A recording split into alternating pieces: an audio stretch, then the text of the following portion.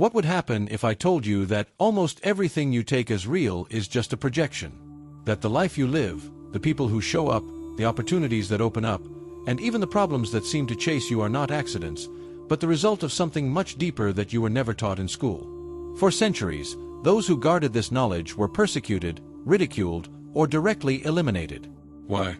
Because they handled a secret that was too dangerous for control systems. When a person understands how their mind works, they stop being manipulable. This is not just another video about cheap motivation or think positive and everything fixes itself.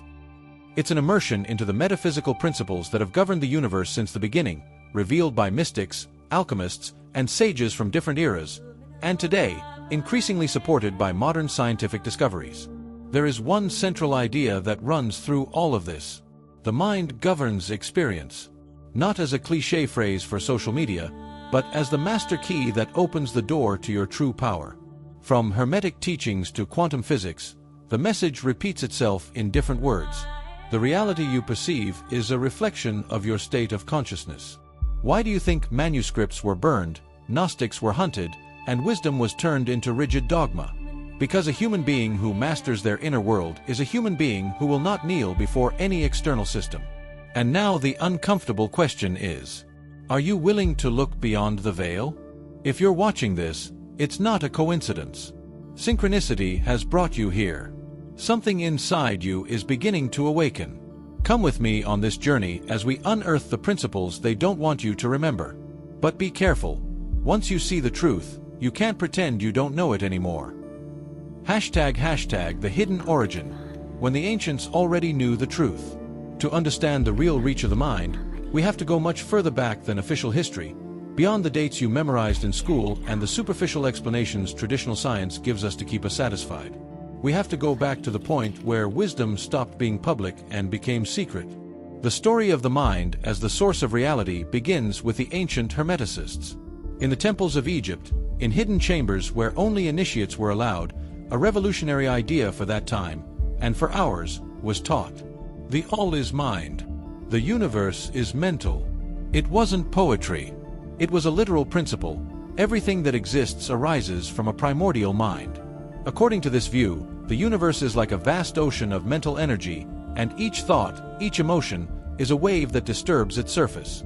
Long before physics spoke to us about energy and vibration, alchemists already understood that transforming matter was, at its core, transforming consciousness. What they tried to do in the laboratory was a mirror of what they knew had to happen inside the human being. Plato, centuries later, taught that what we see is not ultimate reality, but a shadow of a higher world of ideas. For him, the physical world was just a copy of something more elevated that existed on a mental plane. The Gnostic texts, considered dangerous by the medieval church, claimed that human consciousness is not trapped in flesh, but is a spark of the divine mind. The material world, they said, is a projection, a stage where that spark either recognizes itself or gets lost. That knowledge was too subversive. If human beings discovered they were creators, they would stop accepting being slaves. That is why it was persecuted, censored, and rewritten. Even so, through secret orders like the Rosicrucians or the Templars, these ideas survived. Their symbols, rituals, and writings always pointed to the same thing.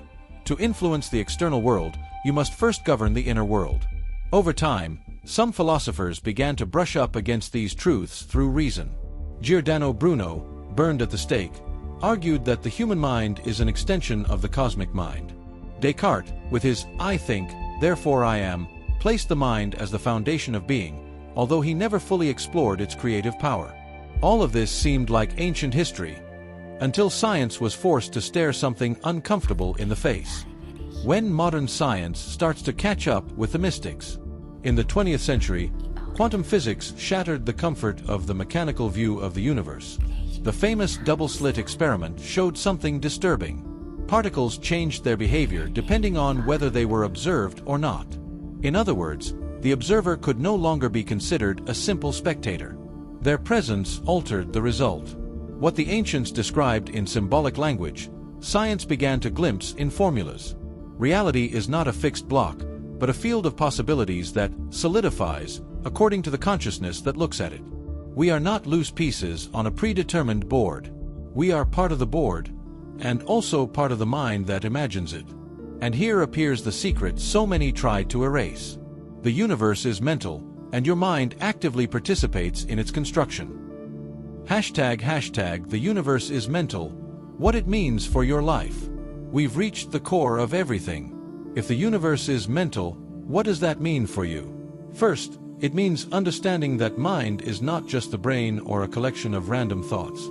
Mind, in this deeper context, is a universal force, a consciousness present in everything. You don't have a separate mind. You are an expression of that greater mind, like a wave is part of the ocean. Each thought, each emotion, is like a frequency. Just like a radio station, you're constantly broadcasting a signal, and that signal interacts with the field of reality. Your world is not just what happens to you. It is, to a great extent, what you're tuning into. If you were taught that what's outside rules and you only react, this idea can be uncomfortable, because it puts responsibility in your hands. According to Hermetic principles, as within, so without. Your inner world is the blueprint on which your outer world is organized. It doesn't mean that everything that happens is your fault. It means that your state of consciousness constantly influences what you can see, receive, and create. If you're full of fear, scarcity, and doubt, your frequency aligns with experiences that confirm those states. If you cultivate trust, gratitude, and openness, the field of possibilities that appears in front of you begins to change. Teachers of all eras have said the same thing with different words. If you want to transform your reality, start by transforming your mind. Meditation, mindfulness, visualization, prayer, affirmations. They're not superstitions. They're ways to tune your frequency. When you understand that you are vibration, you stop seeing yourself as a victim of chance and start seeing yourself as a co-creator. ### The law of vibration. How you shape your experience. To apply all of this in a practical way, there is one key law, the law of vibration. Every thought, emotion, and action generates a frequency. That frequency, * is projected into the universal field. * interacts with other vibrations. * and ends up being reflected in your circumstances. Imagine two scenarios. * you live anchored in worry, I can't, it's not enough, it will definitely go wrong. That vibration leads you to small decisions, ignored opportunities, relationships that confirm that outlook. * or you start training your mind in trust. Something good can come out of this, I can learn, there are paths I haven't seen yet. That vibration moves you to act differently, opening you to options you didn't even notice before. It's not passive magic. It's coherence between what you think, what you feel, and what you do. The inner work, observing your thoughts, questioning beliefs, choosing new emotions, adjusts your frequency. And when your frequency changes consistently, your reality begins to reorganize around it. ### The power of intention. The mind as an artist. One of the most powerful aspects of all this is intention. Intention is not a vague wish. It is a conscious decision to direct your mind and your energy toward a specific purpose. When you define a clear intention, hold it with emotion, and begin to act in that direction, it's like planting a seed in the fabric of reality. Think of an artist. Before making the first stroke, they already see the piece in their mind. Then every movement of the brush is the physical translation of that inner image. Your life works the same way. First you imagine, feel, and decide. Then your actions give shape to that inner picture. If your mind only replays fear, chaos, and lack, that's what it will try to paint. If your mind fills with purpose, clarity, and coherence, the artwork changes. ### How to apply these laws in your daily life. Up to here, it's theory. Now, how do you use it in concrete terms? Here are 5 keys to put this knowledge into practice. ###1. Creative visualization. Spend a few minutes each day visualizing what you want to create. * imagine the scene in detail. * feel the emotion of already having achieved it. * watch how you behave in that version of your life. Visualization doesn't replace action, but it programs your mind to recognize opportunities and move toward them. #2. Conscious affirmations. Your inner words are commands to your subconscious. Instead of repeating, I can't, I'm not enough, there's no way, start installing phrases like, asterisk, I am open to new possibilities. Asterisk, I deserve a full life. Asterisk, every day I get closer to my best version. Affirmations are not instant magic, but with repetition and emotion, they change the structure of your inner dialogue and, with it, your decisions. #####3. Gratitude as a frequency. Gratitude is one of the highest vibrations you can hold. When you're thankful for what you already have, even if it seems little, you are telling the universe, I'm available to see and receive more. Practice it daily. Write down or speak 3 things you are grateful for.